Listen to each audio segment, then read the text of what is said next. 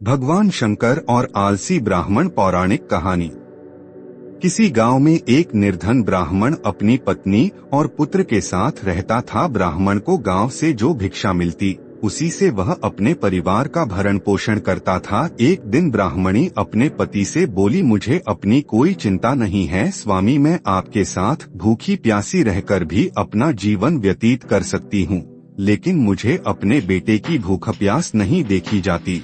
ब्राह्मण बोला, मैं तुम्हारी भावनाओं को समझता हूँ प्रिय, लेकिन भाग्य के लेख को विधाता भी नहीं बदल सकता। हमारे भाग्य में निर्धन रहना ही लिखा है।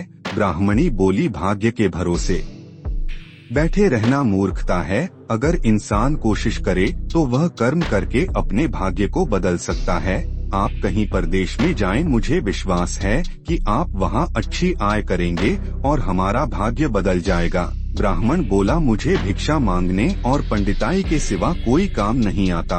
ब्राह्मणी बोली, गांव पंडिताई की कोई कद्र नहीं है। किसी दूसरे गांव या नगर में आपकी पंडिताई चल निकले तो हमारे बुरे दिन फिर जाएं।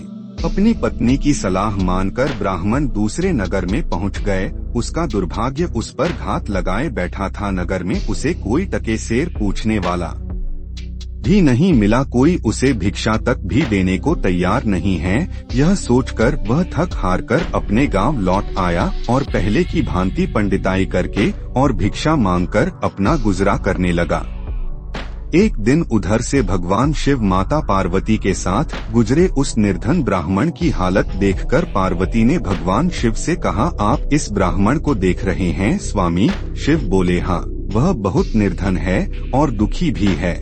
पार्वती बोली, आप उसके दुख का निवारण करें नाथ। एक तो ब्राह्मण, दूसरे दरिद्र, मुझसे उसका दुख देखा नहीं जाता। शिव बोले, यह मृत्युलोक है प्रिय, यहाँ हर प्राणी किसी न किसी दुख से त्रस्त है। सब अपने अपने कर्मों का फल भोग रहे हैं। तुम किस किस का दुख दूर कराओगी? पार्वती बोली, आपको उस निर्धन ब्राह्मण को धनवान बनाना होगा स्वामी। शिव बोले, वह भाग्यहीन है। पार्वती, उसके भाग्य में फटे पुराने कपड़े और रूखा सूखा भोजन ही लिखा है। मगर पार्वती अपनी जिद पर अड़ी रही। अंत में हारकर शिव को पार्वती की बात माननी पड़ी। उन्होंने उस रास्ते में, जिस रास्ते ब्राह्मण जा रहा था, सोने की एक ईंट डाल दी। अचानक ब्राह्मण को क्या सूझा? उसने सोचा कि वह आंखें बंद करके कितनी दूर चल सकता है। यह सोचकर वह अपनी आंखें बंद करके चलने लगा और सोने की ईंट के बिल्कुल समीप से होकर आगे गुजर गया। काफी दूर आगे जाने के बाद ही उसने अपनी आंखें खोली। यह देख भगवान शिव मुस्कुराते हुए बोले, हमने कहा था न प्रिय कि वह ब्राह्मण भाग्यहीन है। भाग्यहीन मनुष्य कभी धन प्राप्त नहीं कर सकता। पार्वती ने भगवान शिव से निवेदन किया, स्वामी, उस ब्राह्मण का परिवार 3 सदस्यों का है, उनमें आप किसी एक को धनवान बना दें, ब्राह्मण परिवार की दरिद्रता मिट जाएगी। आप उन तीनों को एक एक वर दें। मुझे उम्मीद है कि वे तीनों आपसे दौलत का वर ही मांगेंगे, इस तरह वे धनवान बन जाएंगे। शिव बोले, ठीक है प्रिय, जैसा तुम चाहोगी वैसा ही होगा। और फिर कुछ दिनों बाद भगवान शिव पार्वती के साथ ब्राह्मण के घर पहुंचे। साक्षात भगवान शिव और पार्वती को देखकर ब्राह्मण परिवार आत्मविभोर हो उठा। उन्होंने भगवान शिव और पार्वती के चरण स्पर्श किए। शिव बोले, मैं तुम तीनों को एक एक वर देना चाहता हूँ। तुम तीनों अपनी इच्छानुसार वर मांग सकते हो। काफी सोचने समझने के बाद ब्राह्मणी बोली, भगवान, मुझे दुनिया की सबसे अधिक खूबसूरत और जवान औरत बना दीजिए। मरते दम तक मेरी जवानी और सुंदरता कायम रहे।